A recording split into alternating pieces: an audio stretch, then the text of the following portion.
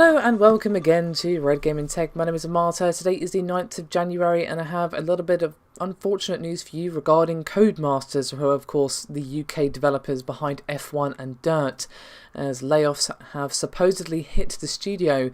Now this comes from sources close to the studio. Now, about 500 people work at the company globally and around 50 jobs are being reviewed, with north of 30 jobs set to go as a part of a 30-day consultation period. So it's about 10%, and while 50 compared to 500 may seem small, that's still 50 people who are potentially going to lose their jobs. Now, redundancies are apparently focused on the company's brand and IT departments, which are based in Codemasters headquarters in Southam in Warwickshire. Now, one source said that apparently the programmers and production staff are safe, however designers and artists on the Grid and Dirt team are potentially in the firing line. Now, they've also been told that Codemasters F1 team, which is based in Birmingham office, is unaffected, and so development on that game and other active projects will continue as normal. Now, as you may or may not be aware, there is a new Dirt game in production at the Southam office, and apparently that is safe. However, their current release plan may not actually hold water. Now, the same source said that Codemasters actually plan to release a new Dirt soon with a view to an early access style release in the middle of February.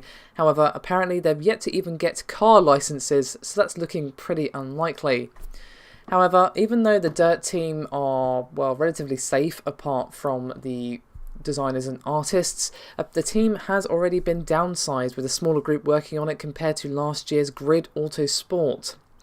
Now, apparently under 20 staff are building the game compared to the 50 or so who made Grid Autosport. Now, unfortunately for the staff currently working at Codemasters, details remain vague, and apparently they were only let know about this consultation this week. And unfortunately, we have yet to get any comments from senior management on any confirmation of how many from each department are staying at the company. However, I do have a bit of a statement for you here from a company spokesperson who said, quote, "As Codemasters continues its program of strategic realignment in line with market changes, the company has reviewed its current structures to focus on areas of increased importance and decreased resources in areas where work requirements have been reduced. As a result of this review, a small number of roles have been proposed at being risk of redundancy. Those with potentially affected roles are now involved in a consultation period to discuss the proposal. The proposal does not affect the ongoing production of titles and development, and no projects have been cancelled as a result of the proposal."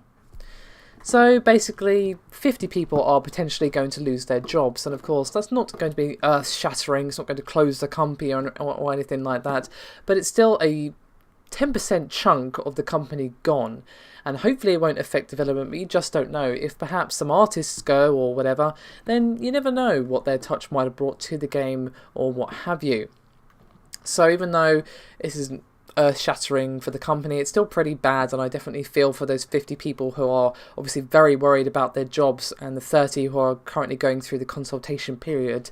They're obviously very concerned, and to be honest, anyone who's working for that company has got to be a little bit worried, as when they start cutting 50 people, well, I think that's a reasonable time to be concerned. So my heart definitely goes out to them. Hopefully it won't be so many people that are let go, but it's looking, at least it's leading that way at the moment. They're definitely trying to cut costs, as they have been kind of struggling with the transition to next generation as well, so that's probably not helped things.